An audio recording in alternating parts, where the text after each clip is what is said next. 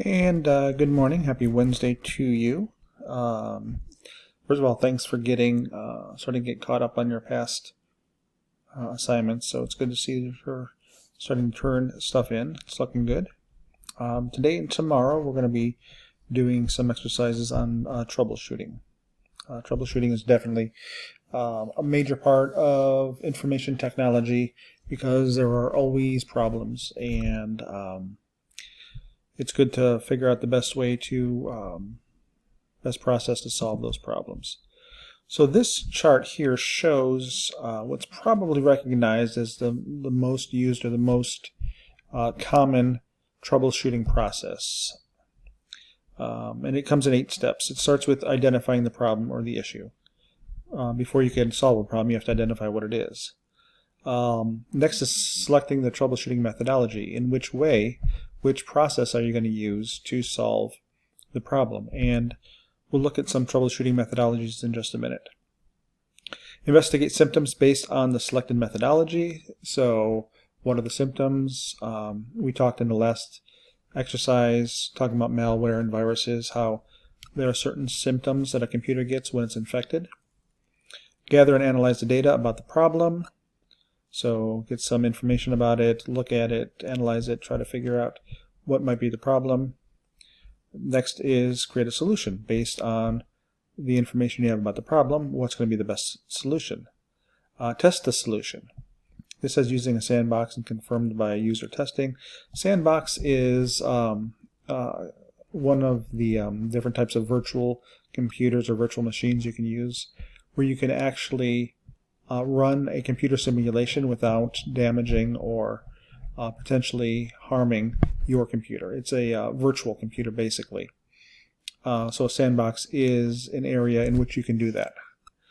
It's a good idea to test the solution on a virtual machine before you do it on a real machine, because if it screws up the virtual machine, all you have to do is reset it, no harm done. Screw up a real machine and you could have some problems. If it works, then implement it, meaning apply the solution, in this time to the real machine, to the computer that's having the problems.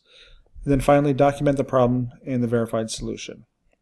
Documenting it is very important, because if you have the same problem before, you don't have to go through all these steps. You can say, aha, I think I already have the solution to that problem. So what you're going to be doing today is 2 different things. You're going to answer these questions here. Number 1, the previous slide, there are 8 steps of the troubleshooting process that we just went through here. First, explain why the steps are in this particular order. So it starts from here, goes to here, 5, 6, 7, and 8. So why are they in this particular order? Why is that important? Then the second question is, give one example why rearranging the steps could potentially have a negative outcome. So for example, what if before you gathered information, you tested a solution? What if you created a solution prior to investigating the symptoms? So if you were to rearrange this, give me one example of why that might be bad, why that have a negative or bad outcome. And then the next part of the assignment is defining the troubleshooting methodologies. Here we talked about troubleshooting methodologies. There are 4 listed here. There are actually more than 4, but these are the 4 most common. Top down, bottom up, follow the path, and spot the difference. I want to warn you, it's very easy when you just type in a Google top down. You're going to get things that don't deal with computer troubleshooting. Bottom up, same thing, follow the path. It could say go to the park and just follow the path to get to your destination. That's not what we're talking about here. Make sure that when you're researching and finding definitions, that top down, bottom up, follow the path, and spot the difference are all troubleshooting methodologies. Just make sure you do that. That's it. So just answer A and B here, and define A through D here, and this will be due by midnight tonight. Any questions? Let me know. Thanks.